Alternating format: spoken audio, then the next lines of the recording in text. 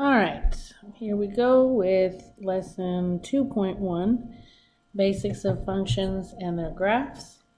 All right, definition of a relation. A relation is any set of ordered pairs. Break it down, guys. So set means you got these funny looking things, and inside you have a whole bunch of ordered pairs. That's it. The set of all the first components of the ordered pairs is called the domain. Okay, D colon squiggly, and you would literally just list all of the x's. Okay, the set of all second components, the y's, is called the range. So you list all your y's in your range, you list all your x's in your domain, and that's it. Okay, so it says find the domain and range of the relation. Well, my domain is all of the x's. So I say D colon squiggly, 0, 10, 20, 30, 40.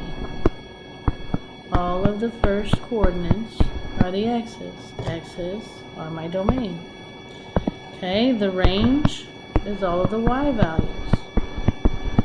So you say R colon squiggly and you list all your y's. 9.1, 6.7, 10.7, 13.2, and 21.2. Done. Alright, and if you have to read graphs, it's still the same thing. If you look at this graph, Oprah Winfrey makes 315 million, Cowell makes 80, McGraw 80, DeGeneres 55, Ryan Seacrest 51. The x's, the domain, would be all of the x's, which are the people, which are Winfrey, Cowell, McGraw, DeGeneres, and Seacrest. So you would literally say Winfrey, Cowell, McGraw, DeGeneres, and Seacrest. Sorry for my handwriting. Okay, my range would be all of the y values, or the money they're making. So my range would be 315, 80, 80, 55, and 51. Now, you do not have to. You can, but you do not have to list a y value or an x value more than once. You could also just write it like this. I don't particularly care for it because then I can't tell that there's actually two of them. Alright, so give the domain, push pause, and we're back, and hopefully you got 4. And all of the x's, okay, and again, the order that they put them in clearly does not matter, and they didn't have to list the -6 twice, okay. The range was all of the y's, again, in no particular order clearly, and they didn't have to, well, there wasn't others. Okay. Alright, so how do you identify the domain and range of a function given the graph? Well, we have number 4. The domain is the x coordinates, and the range is the y coordinates. Alright, definition of a function. A function is a correspondence from a first set, called a domain, to a second set, called the range, such that each element in the domain corresponds to exactly one element in the range. It's a fancy way of saying that your x's must be different. If you have any x's that are the same, then your relation is not a function. Okay, so for example, if I just look at the x's, a 0, a 10, a 20, a 30, a 40. They are all different. So yes, this is a function. In this case, these ordered pairs would be 1, 6. See how it draws an arrow connecting the x to the y? 2, 6. I have like y's, but I don't care. 3, 8, and 4, 9. All of my x's are different. Again, I don't care that I have like y's. As long as all of my x's are different, it's a function.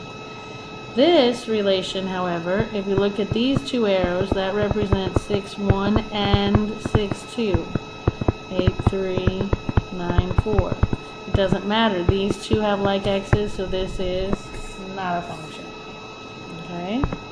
So it says determine whether each relation is a function. If I list the x's, I got a 1, a 2, a 3, a 4. They're all different, so yes. My x is here, 2 6's, I can stop. No, not a function. Okay, hit pause.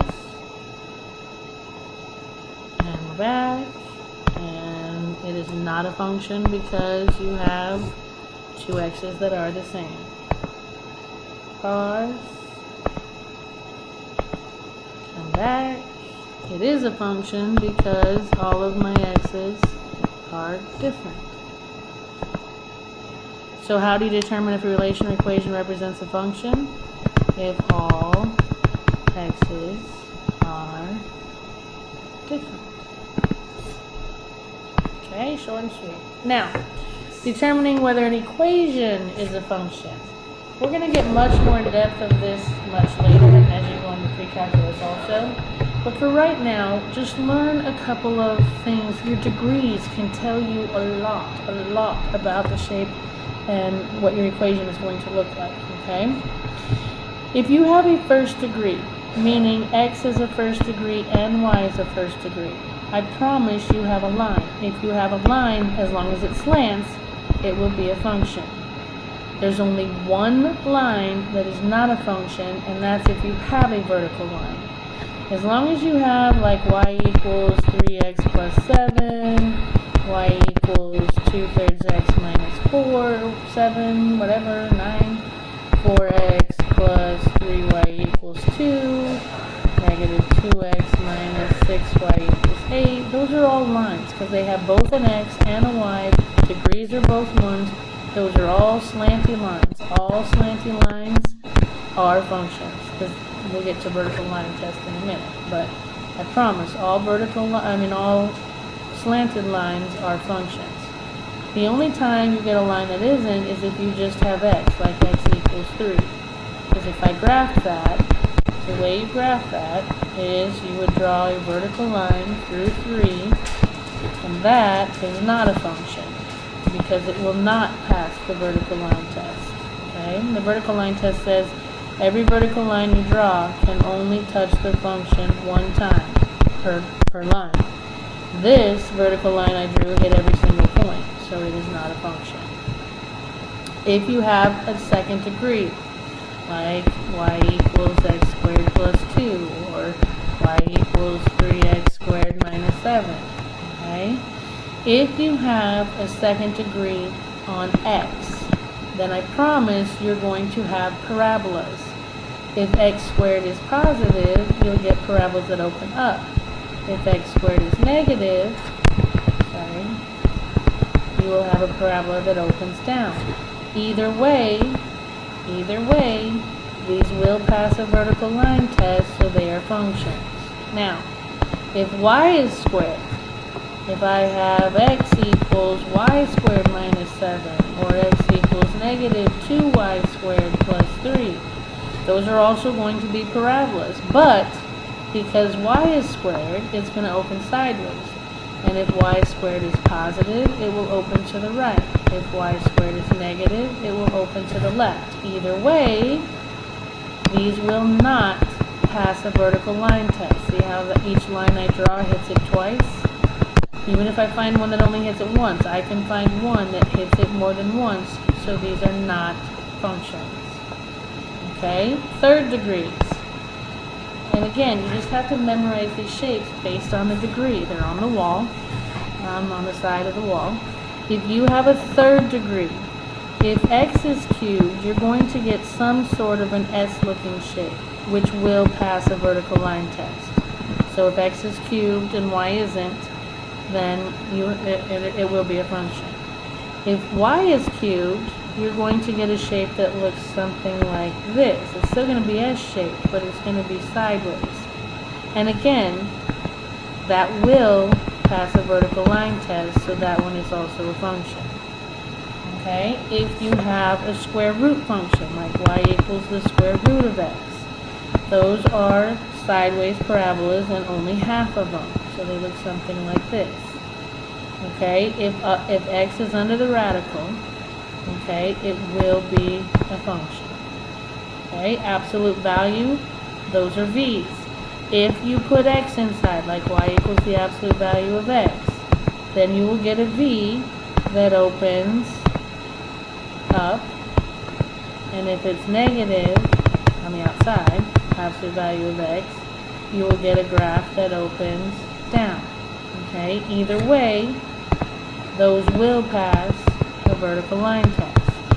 Okay, so if x is in the bars, it's a function.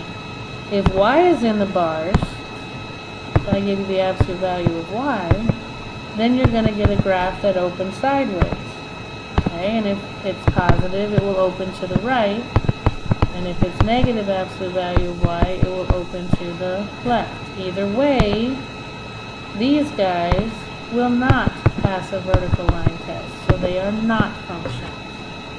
Okay, if x is inside, yes, but if y is outside, no.